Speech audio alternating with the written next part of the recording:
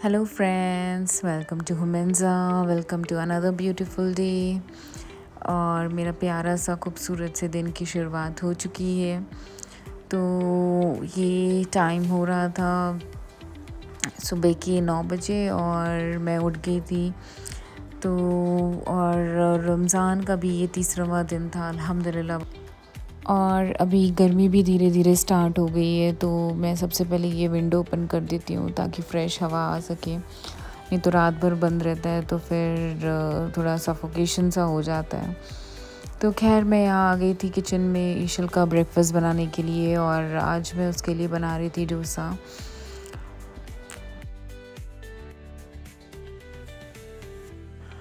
और डोसे के साथ साथ मैंने उसको आज स्वीट पोटैटो भी दिया था। तो स्वीट पोटैटो को मैंने ऑलरेडी बॉयल कर लिया था और उसको छोटे छोटे पीसेस में कट करके उसको हल्का सा घी में फ्राई कर दिया था। तो सिर्फ अगर स्वीट पोटैटो दूँ तो फिर वो नहीं खाती है, उसको हल्का सा सॉटे कर लेते हैं ना तो उसका टेस्ट बहुत अच्छा हो जाता है। तो मैंने कहा चलो आज इसको मैं थोड़ा घी में रोस्ट कर देती हूँ और फिर इंशाल्लाह से वो खा लेगी।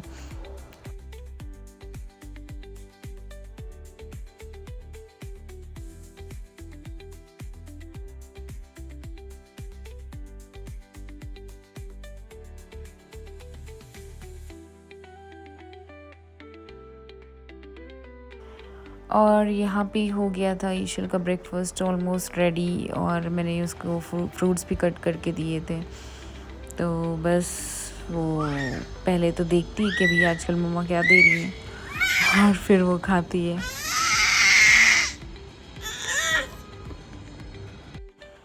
और यहाँ पे ईशल अपना ब्रेकफास्ट कर रही थी, आधा खा रही थी आधा गिरा रही थी, उसमें से मुझे भी दे रही थी। तो बस उसका ब्रेकफास्ट हो ही रहा था। और रमज़ान के दिनों में तो टाइम का पता ही नहीं चलता है, क्योंकि ऑलरेडी हमारे पास बहुत सारे काम रहते हैं, किचन में भी ज़्यादा काम रहते हैं, तिलावत वगैरह करनी रहती है। तो बस मैं यहाँ पे आ गई थी अपने नॉर्मल रूटीन काम करने के लिए। और यहाँ पे शावर वगैरह लेने के बाद मैं अपनी नमाज़ पढ़ रही थी। ईशल इस वक्त सो गई थी, इसलिए मैं बहुत सुकून से अच्छे से नमाज़ पढ़ ली। नहीं तो जब वो जागती रहती है तो मुझे पढ़ने भी नहीं देती है सही से।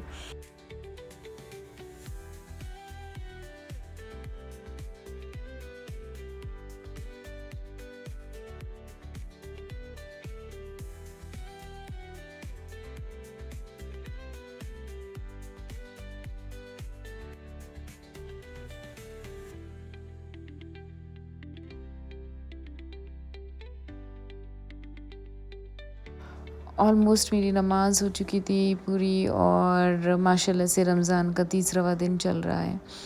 और मैं आ गई थी यहाँ पे किचन में। मैंने सोचा पहले डिनर बना लेती हूँ और उसके बाद फिर इफ़्तार में लगूँगी। और वैसे भी आज मैंने और मेरे फ्रेंड ने डिसाइड किया था कि हम साथ मिल कर के इफ़्तार की प्रिपरेशन करेंगे। तो थोड़ा बहुत मैंने प्रिपेयर किया इफ़्तार में, और थोड़ा बहुत उन्होंने। तो आज हम साथ में मिल कर के इफ़्तारी बनाने वाले थे, तो मुझे उनके यहाँ पे जाना था। तो कुछ प्रिपरेशंस हमने ऑलरेडी करके रखा था। फ़िलहाल तो मैं यहाँ पे बना रही थी डिनर। और इफ़्तार कर लेने के बाद तो बहुत डिफ़िकल्ट हो जाता है किचन में आना, है ऐसा लगता है जल्दी से काम फिनिश करूँ। तो बस इसलिए मैं डिनर पहले ही रेडी कर ली थी।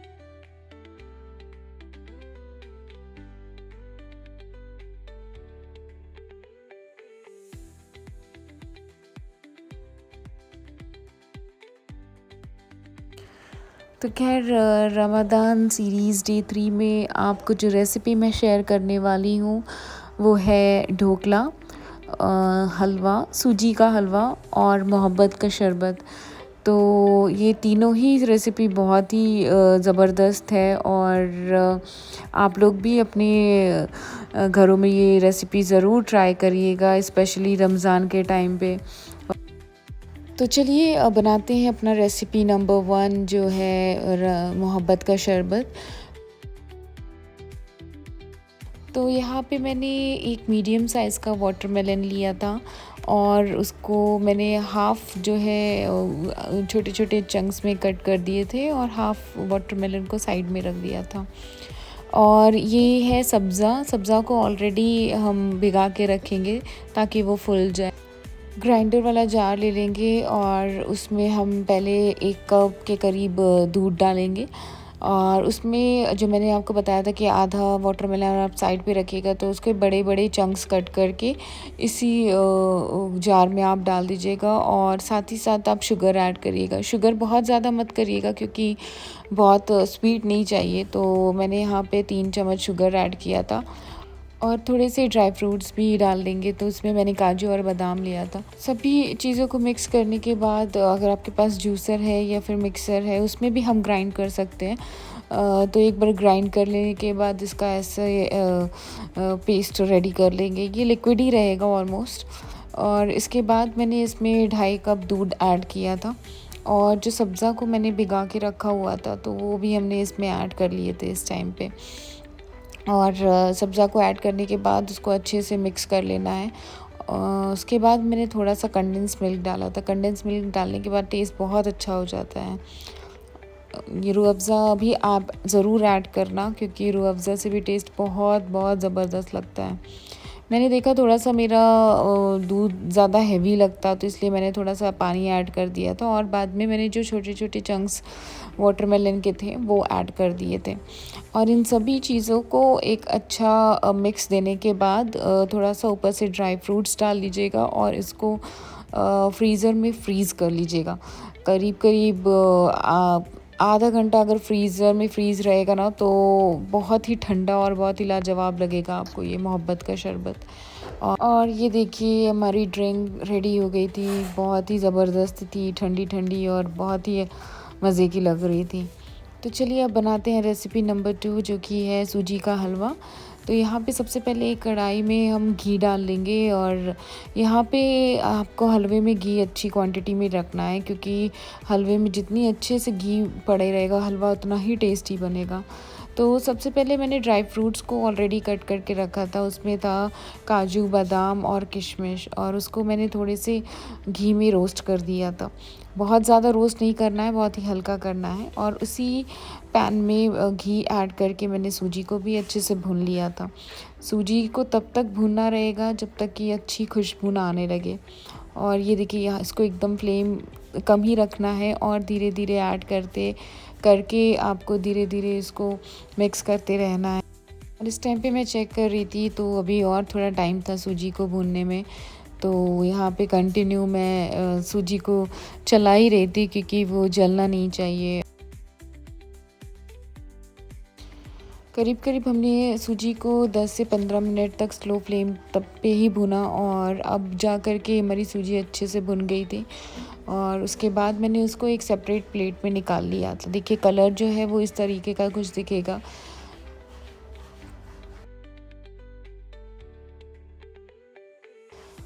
तो अब बारी थी चाशनी बनाने की और मैंने सेम ही बर्तन यूज़ किया, तो उसमें मैंने घी और ऐड किया और उसमें 2 जो है छोटी इलायची और 1 लौंग ऐड किया था।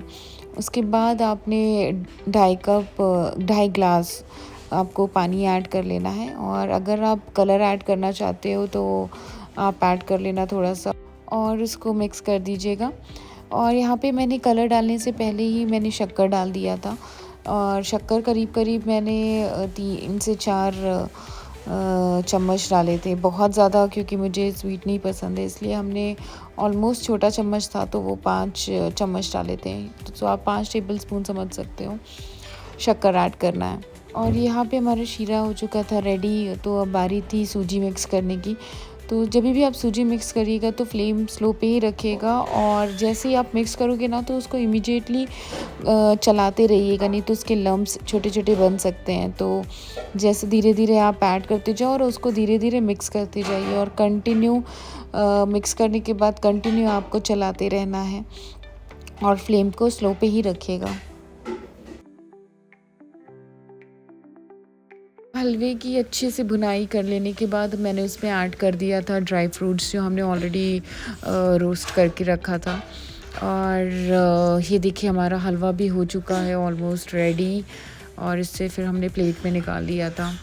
बहुत ही ज़बरदस्त हलवा भी बना था, इतना सॉफ्ट था, मतलब घी आप जिस हिसाब से डालोगे उतना ही सॉफ्ट रहेगा आपका हलवा। तो मेक श्योर कि घी में कोई कंजूसी ना करें। और अब बारी थी हमारी थर्ड रेसिपी की, जो कि है ढोकला। तो ढोकले के लिए हमने ऑलरेडी एमटीआर का रेडी टू मिक्स पैकेट ले लिया था। उसमें मुझे कुछ भी नहीं ऐड करना था, जस्ट उसे कट करके एक बर्तन में निकाल लेना है और थोड़ा सा आपको पानी ऐड करना रहेगा। तो करीब करीब आधा ग्लास आपको पानी ऐड करके इसको अच्छे से एक मिक्स दे देना है।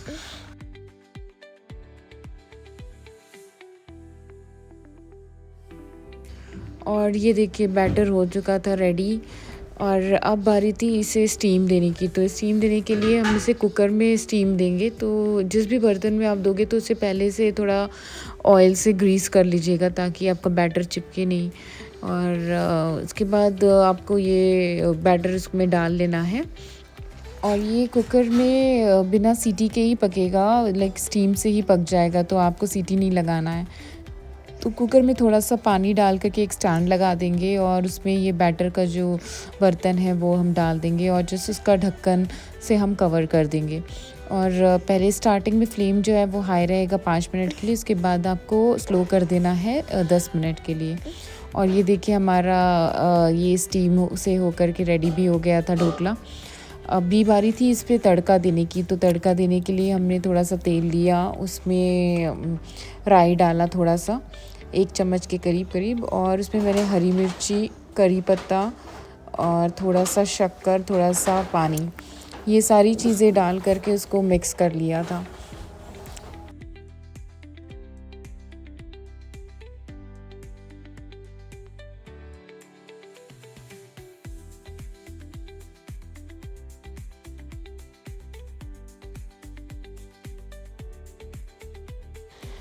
तड़के में आप शुगर ज़रूर डालिएगा, क्योंकि जो शुगर का पानी रहता है तड़के में वो बहुत ही अच्छा उससे टेस्ट आ जाता है और बहुत ही मज़े का बनता है हमारा ढोकला।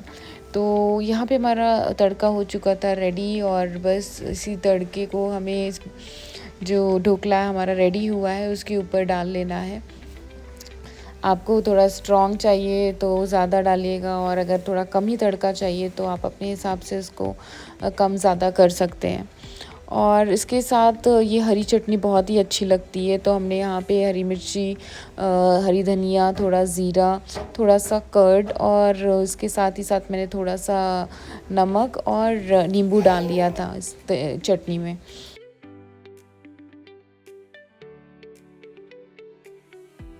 इन सभी चीज़ों को मिक्स करने के बाद जस्ट आपको मिक्सर ग्राइंडर में एक बार ग्राइंड कर लेना है। और ये देखिए हमारी चटनी भी हो गई थी रेडी।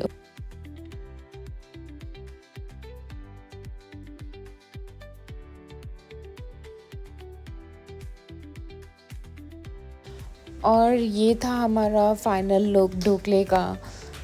ये देखिए चटनी के साथ, और ये हरी मिर्ची, हरी धनिया और इसका जो तड़का था उसके साथ बहुत ही बढ़िया लग रहा था ये ढोकला। और मैंने इनो नहीं डाला था, तो कुछ लोग इनो भी ऐड करते हैं, उससे और फ्लफ़ी हो जाता है ढोकला। तो अगर आप चाहो तो उसमें इनो भी ऐड कर सकते हो। तो खैर बस मगरिब का भी टाइम हो चुका था, इफ़्तार खुलने का, तो हमने यहाँ पे टेबल अपना सजा दिया था और बस इंतज़ार कर रहे थे अज़ान का और रोज़ा खुलने का। और यहाँ पे हम इफ़्तार भी कर रहे थे, बातें भी कर रहे थे। अगर कोई साथ में आपके रहे तो वो इफ़्तार का और मज़ा आ जाता है। तो खैर मैं इफ़्तार करके घर वापस आ गई थी और मैं ईशल को अब जा रही थी लेके गार्डन, क्योंकि उसको था घूमना, सो के उठी थी वो। तो उसको था कि हाँ बाहर चलने का, बाहर गार्डन में घूम के आएंगे। तो बस यहाँ पे मैं लेके निकली थी ईशल को गार्डन के लिए।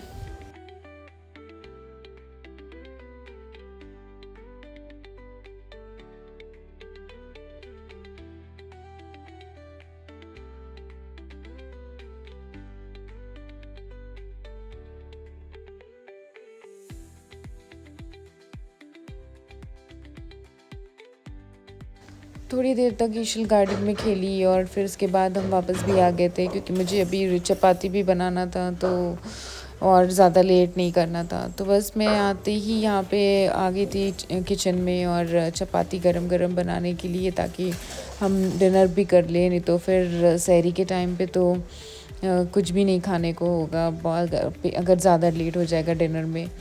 तो खैर मैं यहाँ पे अपनी चपाती बना ही रही थी।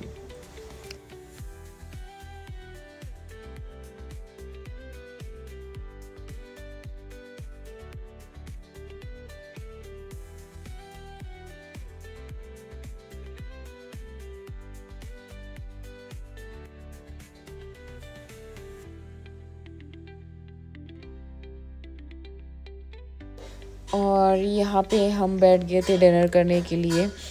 ईशल को ऑलरेडी मैंने डिनर करा रखा था, लेकिन फिर भी वो बार बार आई थी, वो हमारा खाना टेस्ट करना था उसे। तो खैर यहाँ पे हम अपना डिनर वगैरह कर लिए और उसके बाद मैं थोड़ा क्लीनिंग वगैरह करने के बाद फिर मैं फ्री हो गई थी।